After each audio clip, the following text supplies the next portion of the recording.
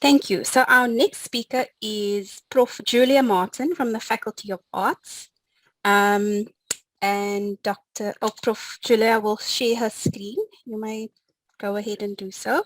And our topic is setting up an online environment for English 1. So I thought I would talk a little bit about how we adapted English 1 in the light of everything going online.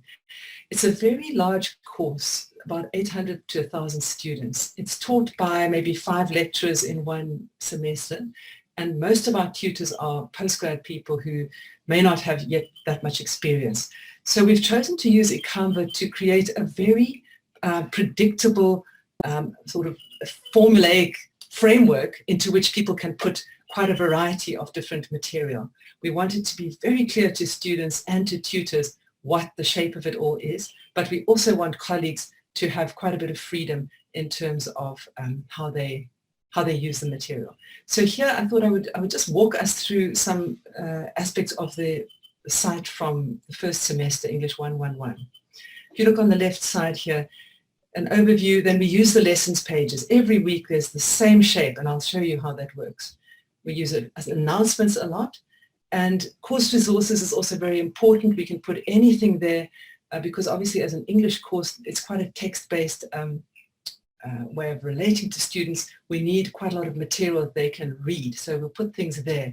In the past, we used to have fat course readers, which developed during the boycott struggle years long ago. But now everything is not on paper, it's all on the screen. And then there's an assignment tab in which students submit weekly assignments.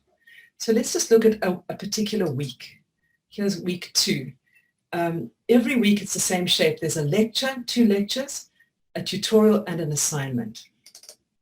If we click on that link, you can see that every week we give them a checklist. We don't check. Oh, it says sharing is paused. I wonder what that means. Is it still working? Can you still hear me? We can hear you fine. I can see your screen as well. Okay, fine. So it says the checklist for the week, I don't know if any of them do it, but it's supposed to help them work through what they have to do. One can actually check whether they've checked, but we don't do that. So the structure is the same. Here we have 2 lectures. I'm going to go into those.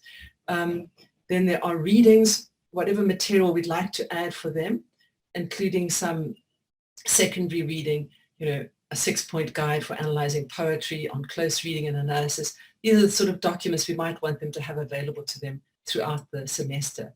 And then there's a tutorial and an assignment. So the elements every week are 2 lectures, a tutorial, which could happen either on WhatsApp or on the live chat.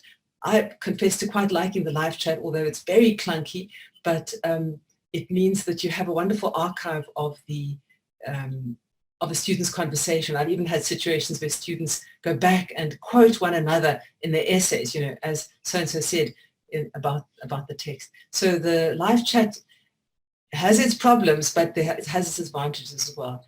We're also using Zoom now more recently for tutorials.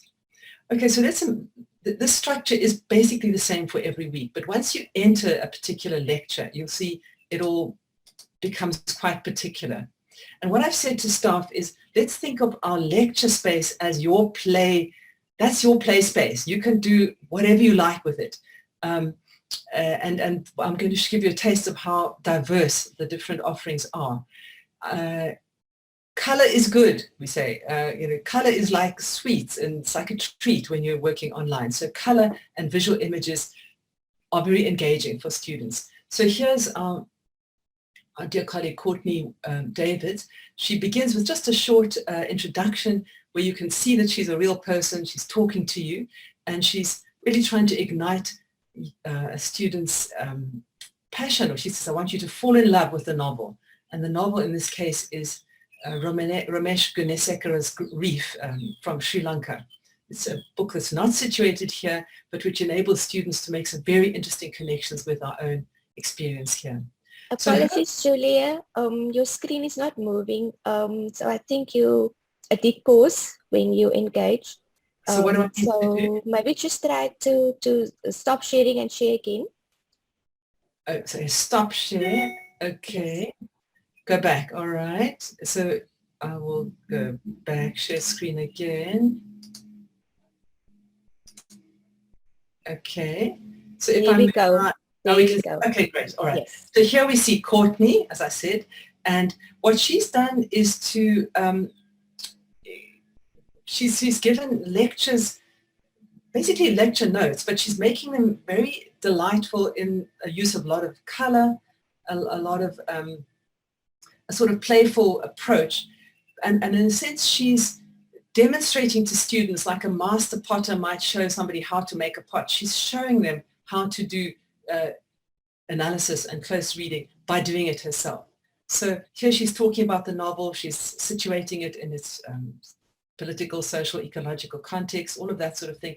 And she's giving them quite a lot of content through text. So that's one way of doing things. Let's look at another way. In the same week, so the other lecture is on poetry, and this is my class.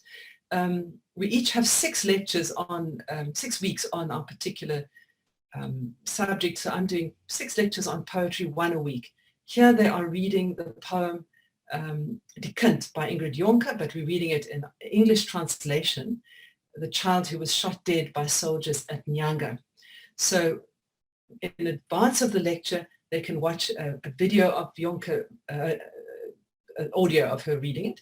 We can watch Mandela reading it in the first South African Democratic Parliament. So it's a very interesting poem and pivotal in that way. And then the lecture itself, and unlike Courtney, I don't use as much text. I use lots of images. So with this, I'm asking them to look at things like, who was Alan Kurdi? Maybe you don't know. I didn't know until I... Julia, sorry, it's me again. Sorry, it's frozen. Can we ask that Matthew share his screen and navigate to your page, because it seems some thing is happening on your side. Okay. Sorry, I'm just thinking I won't be able to talk so well, but okay, please go. Okay, okay. Thank you.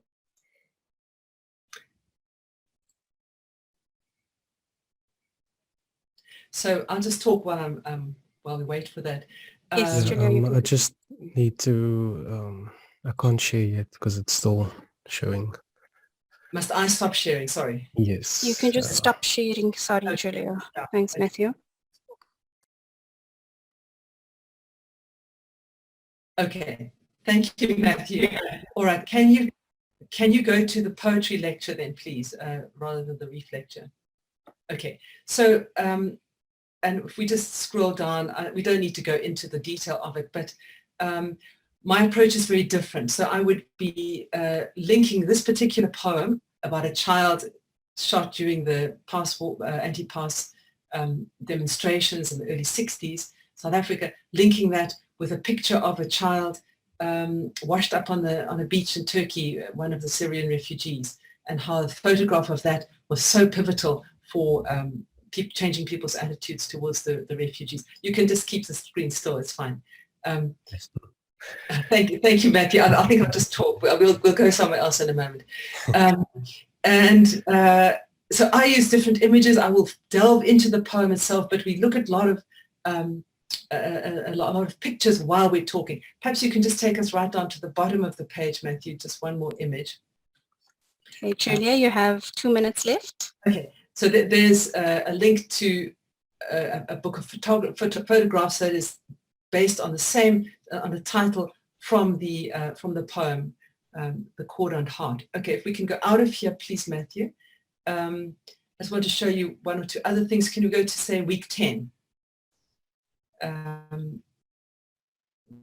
Down here. Go to the week 10. Can we go to, say, the poetry lecture or the short story lecture in week 10? Okay. Okay, here's another approach from another colleague. This is Lani Birch. She's looking at a poem by Sylvia Plath, and that was that. Okay, here's Nondwe Mpuma. She's looking at a short story, The Company of Wolves, and I would have given you a sense of how that has also got a very different flavor. So really the point here is that if one creates a very strong, clear structure, we can then delve into a variety of texts with a very different, yeah, you can just scroll around, a very different take on it from each different lecturer. Can we just go up to perhaps to week 2 again? I was just going to show you very quickly, go to week 2, go to the tutorial. Within the same week, there's then a tutorial exercise embedded, and students are working on a poem, and which they then submit an assignment on with the assignment tab. So we've learned a lot. I think yeah, there's a lot of detailed questions. It's guiding tutors, because as I said, tutors are not that experienced, for quite a lot of close reading, and students submit a weekly assignment, a short one, on the Canva tab. So I think we've, there've been a lot of difficult things, but we've learned a lot, and I personally feel I don't want to go back to the old way, in a sense. I think the notion of the flipped classroom, where we have a lecture that's available to students to explore in their own time, and then we meet with them, as we've done either on Zoom or in the chat, to look at their questions and insights. I think that is, for me, the main thing that I would take out of this online experiment. There are others, but for me, that's something I really think we can draw on for the future. Okay, I think better stop there.